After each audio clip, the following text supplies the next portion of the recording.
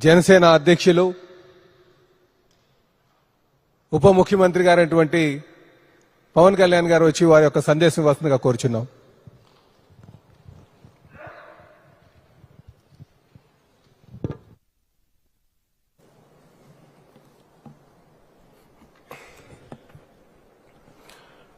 వేదిక పైన ఆసీనులై ఉన్న అనుభవజ్ఞులు, అపరిమితమైన మేధా సంపత్తు, నాయకత్వపు లక్షణాలు పుణికిపుచ్చుకున్న కలిసిన తెలుగుదేశం పార్టీ జాతీయ అధ్యక్షులు, నాలుగోసారి ముఖ్యమంత్రిగా ప్రమాణ స్వీకారం చేసిన శ్రీ నారా చంద్రబాబు నాయుడు గారికి నా హృదయపూర్వక నమస్కారం. భారతీయ జనతా పార్టీ అధ్యక్షురాలుగా చాలా సమర్థవంతంగా అలయన్స్ని ముందుకు తీసుకెళ్ళి విజయానికి కీలక పాత్ర వహించిన శ్రీమతి మేడం పురంధేశ్వరి గారికి, తెలుగుదేశం అధ్యక్షులు, రాష్ట్ర అధ్యక్షులు శ్రీ పల్లా శ్రీనివాస్, అత్యధిక మెజారిటీతో గెలిచిన శ్రీ పల్లా శ్రీనివాస్ గారికి నా హృదయపూర్వక నమస్కారం. అందరూ చెప్పేవాళ్ళు స్టేట్లో ఎక్కువ మెజారిటీ నీకు వస్తుంటే నేను వినేవాడిని, కానీ నాకు అర్థమైంది అంటే అది గెలుపు ఆయన వల్ల సాధ్యం. అందుకే మనస్ఫూర్తిగా నా కంగ్రాచులేషన్స్ చెప్తాను. గెలుపు మెజారిటీ ఎవరిదని కాదు, కానీ సరైన వ్యక్తికి సరైన గెలుపు వచ్చినప్పుడు అది ఎంత ఆనందంగా ఉంటుందో నాకు పల్లా శ్రీనివాస్ గారిని చూస్తే అనిపిస్తుంది. ఆయన గెలుపు నాకు నిజంగా చాలా ఆనందాన్ని ఇచ్చింది, అంత భారీ మెజారిటీ. నన్ను చంద్రబాబు గారిని, ముఖ్యమంత్రి చంద్రబాబు గారిని ఆ రోజున ఆయన ప్రతిపక్ష నాయకులుగా ఉన్నప్పుడు ఆయన్ని ఇబ్బంది పెట్టి రాజమండ్రిలో పెట్టినప్పుడు, ఇక్కడ మన విజయవాడలో ఉన్నప్పుడు ఆయన మద్దతుగా నేను వస్తే ఆ రోజున నన్ను ఆపితే నేను ఆ రోజున ఒకటే మాట చెప్పాను అందరికీ, అప్పుడున్న అధికారులందరికీ, సరిగ్గా మీకు 6 నెలల్లో ప్రభుత్వం మారిపోతుంది, మీరు వెయిట్ చేయండి. అది అహంకారంతో గర్వంతో చెప్పలేదు, చాలా విసిగిపోయాం. మన విజయం ఇదే కూతవేటు దూరంలోని ఇప్పటం గ్రామంలో జనసేన సభ పెట్టి వైసీపీ వ్యతిరేక ఓటుని చీలనివ్వం అని ఒక ప్రతిపాదన చేసినప్పుడు దాని వెనక తెలివితేటలు కానీ వ్యూహాలు కానీ ఏమి లేవు. ఒకటే ఒక లక్షణం ఏంటంటే లోపల గుండెల్లో రాష్ట్రం బాగుండాలి, విభజన దగ్గర నుంచి నలిగిపోతా వచ్చాం, బాగుండాలని ఒక్క బలీయమైన కోరిక తప్ప ఇంకేం లేదు దాని వెనక. కానీ అది సాధించడానికి ఎన్ని అవరోధాలు ఎదుర్కొన్నాం, అసలు జరుగుద్దా లేదా, ఒప్పించగలమా లేదా, ఎన్ని పడి పడి పడి కింద పడి మీద పడి ఈ రోజున ఇక్కడ గెలిచిన గౌరవ సభ్యులందరూ, ఎంపీలు కానీ ఎమ్మెల్యేలు కానీ అద్భుతమైన మెజారిటీతో గెలిచారంటే వైసీపీ వ్యతిరేక ఓటును చీలనివ్వకూడదని ఒక్క ఆకాంక్ష, ఒక్క బలమైన నమ్మకం, చంద్రబాబు గారి నాయకత్వం, సమర్థత, ఈ దేశాన్ని 3వసారి ప్రధానమంత్రిగా పగ్గాలు చేపట్టి ముందుకు తీసుకెళ్తున్న నరేంద్ర మోదీ గారి నాయకత్వాన, పురంధేశ్వరి ఆయన దిశానిర్దేశంతో, పురంధేశ్వరి గారి నాయకత్వంతో, తెలుగుదేశం నాయకులని చాలాసార్లు చెప్పాను, వాళ్ళందరి సమిష్టి కృషితోటి ఒక అద్భుతమైన విజయాన్ని సాధించాం. నాకు చాలాసార్లు అనిపించేది, ప్రతిసారి ఏం చెప్పాను, రోడ్ల మీదకి వెళ్తున్నప్పుడు మీరు గెలవరండి, ఇప్పుడున్న వైసీపీ గెలుస్తుంది, మీరు గెలవరు. ప్రతిరోజు బయట వాళ్ళు ఎవరు చెప్పేవాళ్ళు, మనతో పాటు పక్కన ఉండేవాళ్ళు చెప్పేవాళ్ళు మాట. అసలు నమ్మకం ఉన్నది ఎవరికి అంటే, అసలు చెక్కు చెదరని గెలుస్తున్నాం, కొడుతున్నాం, నెగిటివ్ థాటే ఉండకూడదు, 170కి 160 కొట్టాలన్న మొదటి రోజు నుంచి చెప్పింది శ్రీ నారా చంద్రబాబు నాయుడు గారు చెప్పారు అన్నమాట.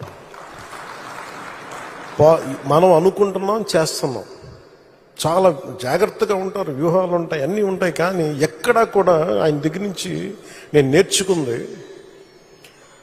కించిత్తు అధైర్యం లేదు, భయం లేదు ఆయన దగ్గర.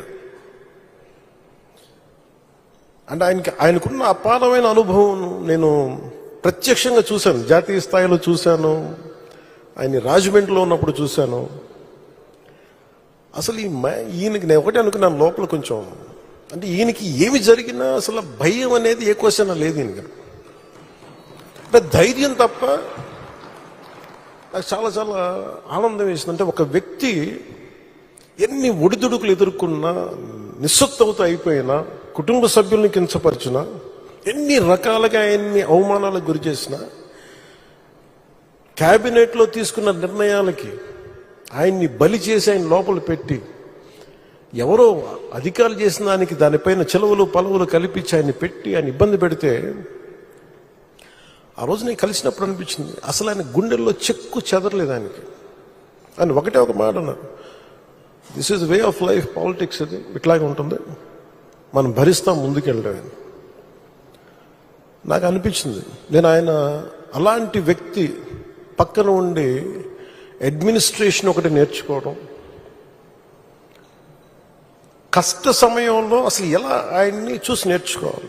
ఒడిదుడుకులు, పొలిటికల్ ప్రాసెస్ ఒడిదుడుకులు ఉంటుంది, వ్యక్తిగతమైన దాడుల దగ్గర నుంచి కుటుంబ పరంగా అన్ని రకాలుగా. కానీ అట్లా తట్టుకొని అసలు ఎవరన్నా ఊహించలేం కదా. ఒక 53 రోజులు ఆయన్ని పెట్టి అలా ఉంచితే, నన్ను షూటింగ్లు చేయమంటే నేను చేయలేకపోయావాడిని, తప్పు సంకేతాలు వెళ్ళిపోతాయని. నేను డేట్స్ ఇచ్చినా కూడా నేను ఆపేస్తాను ఆ రోజున. ఎందుకంటే ఆయన అంత సఫర్ అవుతా అని ఉంటే నేను బయటికి వెళ్ళి షూటింగ్ చేయడం కూడా నాకు ఇబ్బంది అనిపించేస్తుంది. నా ప్రొడ్యూసర్ చెప్పాను, 2 చేతులు క్షమించమని చెప్పాను ఆ రోజున. తప్పట్లేదు, నాకు రాష్ట్ర ప్రజల కోసం మారాలి ప్రభుత్వం, అందుకని చేస్తాను, దయచేసి మీరు అర్థం చేసుకోండి అని. అంత నేను చేయగలిగానంటే ఆయన తట్టుకున్న విధానం నన్ను కూడా ఎంతో కొంత ఒక చేయూతనిచ్చేలా చేసింది. నా స్వార్థం వల్ల వ్యక్తిగతంగా నేను ఎదిగిపోవాలి, నా కోరికల్లో రాష్ట్రం విభజన జరిగినప్పటి నుంచి ఈ రోజుకి మనం నలిగిపోతా ఉన్నాం. మనకి తెలంగాణలో మనం దాదాపు 3వ వంతున్నాం అభివృద్ధిలో. సంతోషం, మన తోటి తెలుగు రాష్ట్రం ఆనందం. మనం పోటీ పడాలి, ఎదగాలి అంటే అనుభవం, పొలిటికల్ ప్రాసెస్లో అనుభవం ఒకటి చాలా చాలా కీలకమైంది.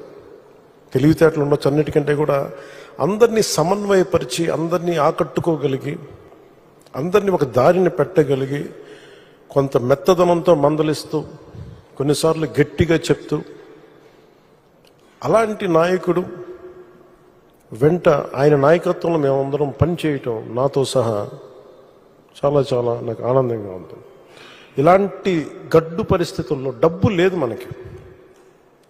రాగానే ఛార్జ్ తీసుకోగానే ఇవన్నీ ప్రోటోకాల్స్ ఉంటాయి, కానీ లోపల ప్రోటోకాల్స్ దగ్గర డబ్బులు లేవు లోపల.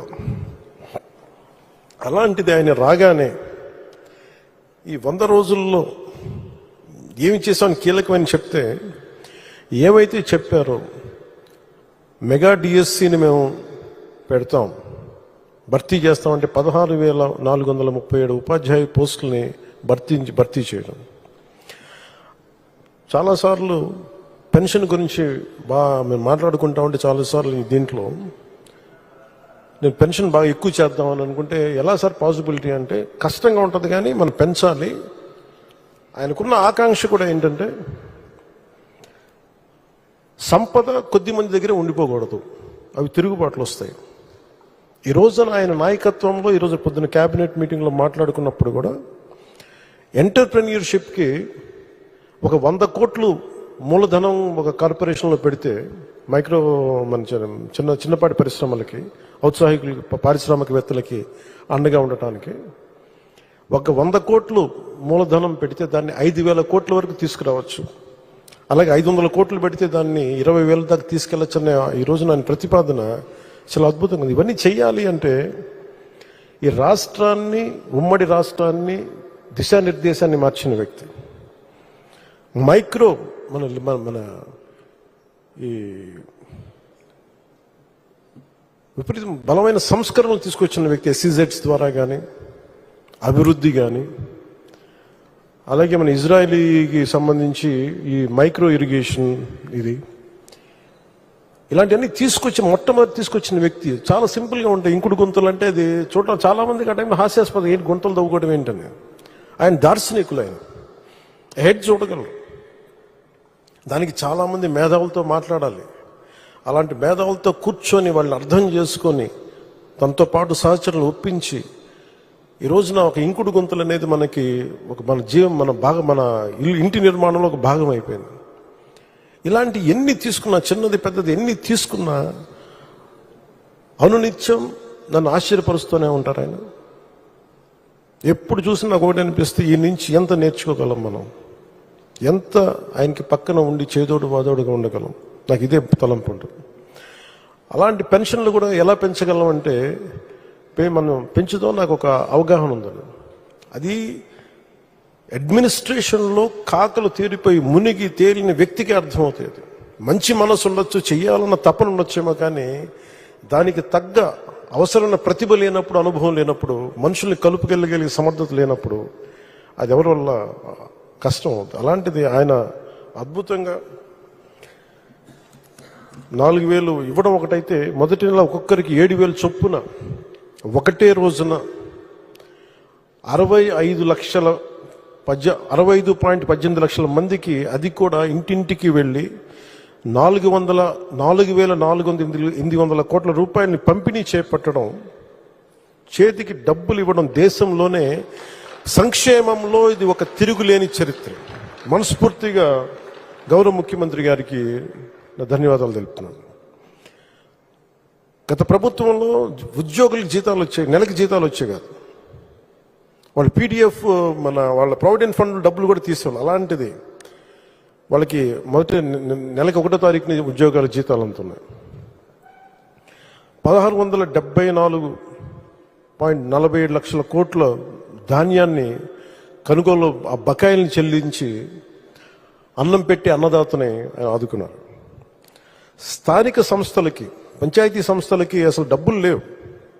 అధికారులు యంత్రాంగాన్ని రివ్యూ మీటింగ్స్లో చేస్తున్నప్పుడు అడిగితే డబ్బులు రావాలి, ఏం చేయాలో తెలియట్లేదు అనే స్థాయి నుంచి ఆయనకి ఒకసారి నేను తెలియజేసుకున్నాను, ఇట్లా డబ్బులు కొంచెం ఒక రోజు సమయం ఇవ్వండి అని చెప్పి స్థానిక సంస్థలకి ఆయన 1,452 కోట్లు ఇచ్చి నిర్జీవం అయిపోతున్న పంచాయతీలకి,